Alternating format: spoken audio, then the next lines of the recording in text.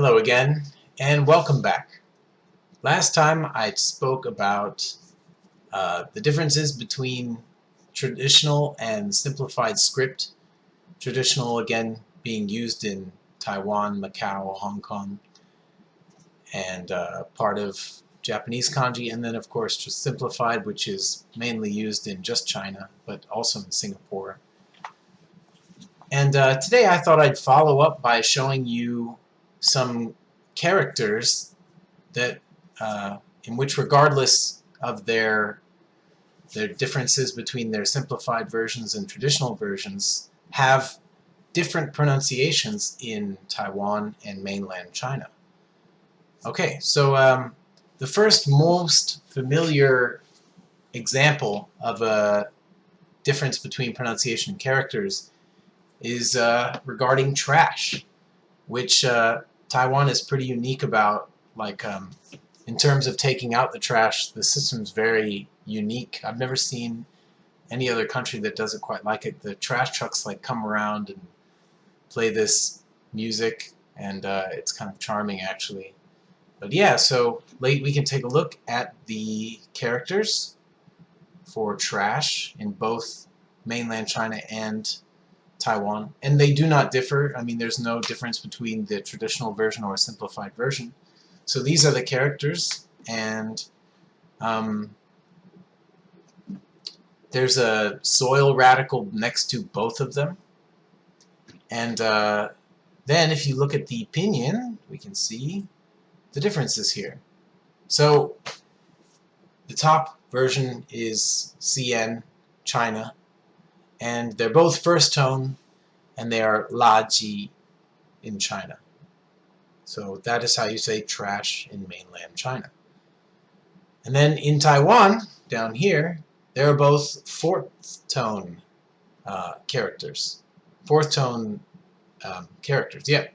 And they are the, se.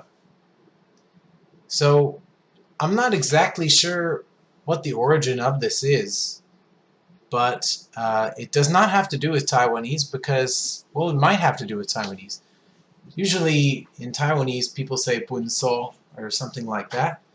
But there is, I saw online that there was a pronunciation that was something like lap so or so, or I can't remember exactly how to say it, but it was definitely not le se.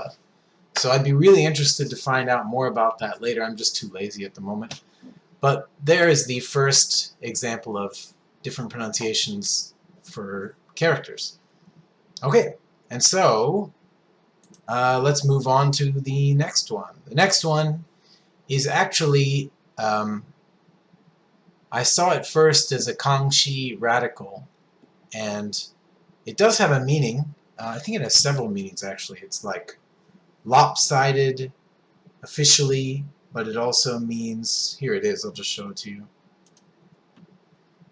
It means lopsided, it means a bunch of different stuff. I guess chat, jaw, gossip, talk, related to mouth. I mean, yeah, it's a very complex radical. And actually looking in Pleco, I saw that there were two different versions of them, of this. Apparently the other one is, well, it looks like that if you can see it. But the thing is, when I looked on the internet, actually no, I didn't look on the internet. I typed it in pinyin, so the Unicode in both simplified and traditional showed up as this, no matter what pinyin I typed. And so here are the two pinyins that I typed, the two ways to pronounce this character, which are Y in first tone in China, and then Kwai in Taiwan. Now the interesting thing is about that, even though I typed it in and the Unicode showed this result both times in both scripts, despite all that, I asked a couple of different local people, and neither of them really knew how to pronounce this. They were not even familiar with what to call it. They know it. It's in many characters here in Taiwan, but nobody seemed to know really how to pronounce it. So it's probably pretty rare that people know the names of these radicals or, you know, their archaic meaning at all. But yeah, it's a really interesting difference that I stumbled upon. But again, not very common, so therefore probably not very useful to most people. But we can look at another one that is more useful, and that is this character. This is the character which means include or enclosed, or yeah.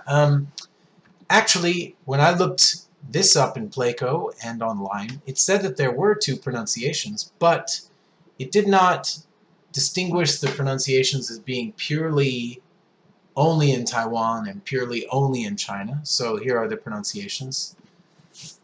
The top one is kuo, like bao kuo is the term that this character is usually part of in gua in Taiwan.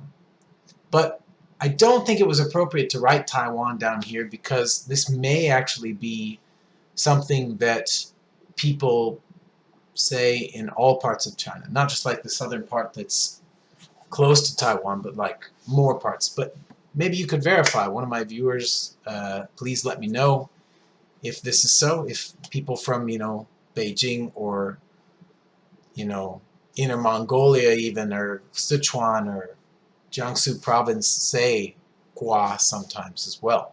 I'd be really interested to know. So I'm not sure if it's appropriate to put it in this video as being purely Taiwanese pronunciation.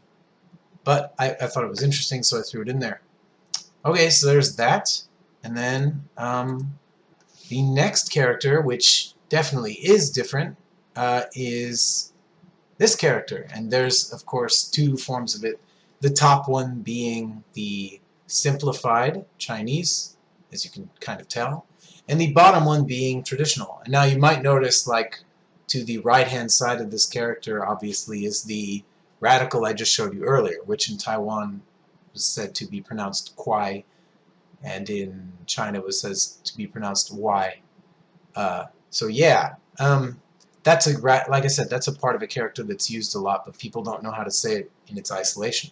But here, with the insect radical in both of them, the top one is pronounced wo. So in China, that is wo is like a snail. Wo by itself means snail, but people say onyo, where nyo means like cow. So together it means snail. But in Taiwan, people say guanyo. They say gua for this character. So that was an interesting one. I remember I saw a bunch of snails outside and near where we live here in Taiwan. And I remember asking about it and being very confused when I heard the Chinese for it. Because, yeah, it was different from what I remembered learning in China. So, yeah, there's a very interesting difference there. It may come up in conversation if you're eating snails. You can eat snails in China, and some people do eat them here in Taiwan too. So, yeah, there's a difference. All right, the next one is something that I came across very early in my time in Taiwan because I use a lot of yeast. And so this character is a part of the term for like baking yeast. I bake bread at home, and I talk about beer a lot because I'm a big fan of beer, and this character shows up in both of those. So here's the character. There's no difference between the simplified version or traditional version of this character. You'll see there's the alcohol radical to give it its meaning, and then to the right of it is, oh boy, it's escaping my memory right now. What is that character? It is,